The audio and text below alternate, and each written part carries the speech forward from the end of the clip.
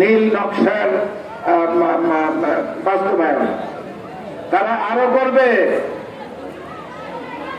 তারপরে ওরা কি প্ল্যান করেছে, বিএনপির নাম করা সম্মুখ সারির যারা ক্যান্ডিডেট তাদের চরিত্র হনন শুরু করেছে, ক্যারেক্টার অ্যাসাসিনেশন, এবং কোন কোন ক্ষেত্রে তাদেরকে হত্যা করার জন্য তারা প্ল্যান করেছে। এবং গতকালকে তো চিটাগাঙে শুনেছেন আমাদের এক ক্যান্ডিডেটকে যে গুলি করেছে। তো সেই জন্যই তারেক রহমান বলেছে, ম্যাডাম খালেদা জিয়া বলেছে, আপনারা অনেক ভোট আছে বলে আপনারা কি বলে গা ছেড়ে দিবেন না, আপনাদের মাঠে থাকতে হবে, চোখ কান খোলা রাখতে হবে। তারপরে আরো কথা আছে, সেটা হলো আগে বিএনপি জামাত তো আমাদের সঙ্গে ছিল, আমাদের সঙ্গে নির্বাচন করেছে, তাদেরকে আমরা মন্ত্রণালয়ের মন্ত্রী দিয়েছি, তাদেরকে ফ্ল্যাগ দিয়েছি, তাদেরকে ফ্ল্যাগওয়ালা গাড়ি দিয়েছি। যদি জামাতের সেই ভোট ব্যাংক আর বিএনপির ভোট ব্যাংক যদি একত্র থাকতো তাহলে পরে একটা ফর্মেটেবল একটা শক্ত ভোট ব্যাংক হতো। কিন্তু জামাত আমাদের থেকে সরেছে কেন? আপনারা কিন্তু জামাতকে সরিয়ে দেন নাই, জামাত কিন্তু নিজেরা সরে যায় নাই।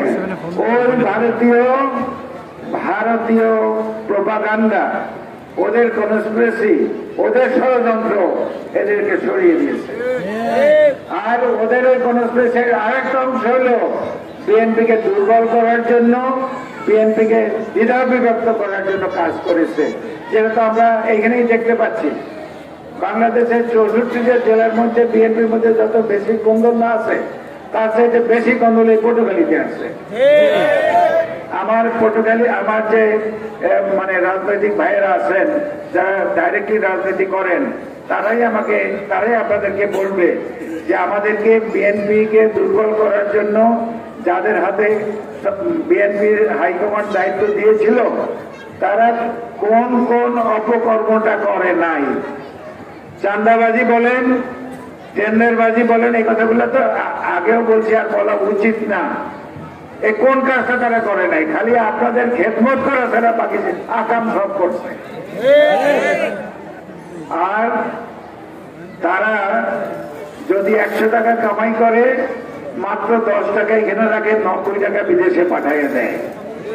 এদের প্রত্যেকের কিন্তু বিদেশে বাড়ি আছে, প্রত্যেকের কাছে বিদেশি পাসপোর্ট আছে। আর আমরা যারা এখানে স্থায়ী লোক, আদি এবং অকৃত্রিম, আমাদের না বিদেশে বাড়ি আছে না বিদেশি পাসপোর্ট আছে। কাজে এখানে থাকতে হবে, এখানে বেঁচে থাকার জন্য যুদ্ধ করতে হবে। সর্বাত্মক যুদ্ধের জন্য আমরা প্রস্তুত হচ্ছি ইনশাআল্লাহ।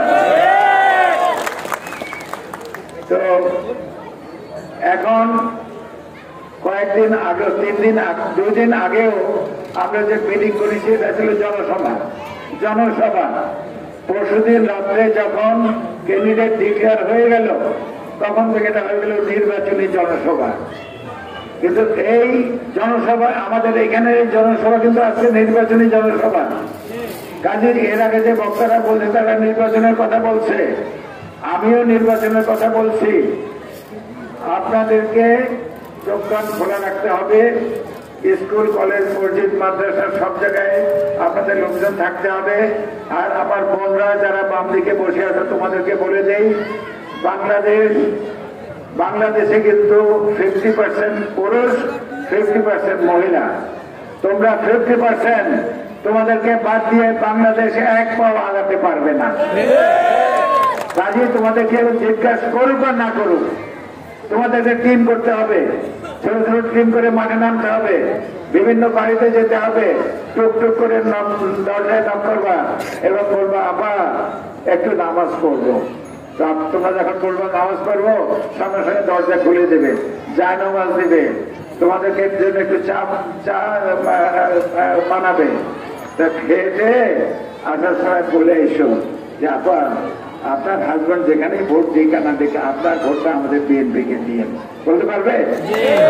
হ্যাঁ, পুরুষের সঙ্গে সঙ্গে বোনরা তোমরা যদি মাঠে নামতে পারো এবং এই কাজগুলা করতে পারো, তাহলে ওই যে প্রথম থেকে বলেছি 55% ভোট আছে বলে চুপ করে বসে থাকা যাবে না, তখন আপনারা কিন্তু একটু রিল্যাক্স করতে পারবেন, বসতে পারবেন, নিঃশ্বাস ফেলতে পারবেন।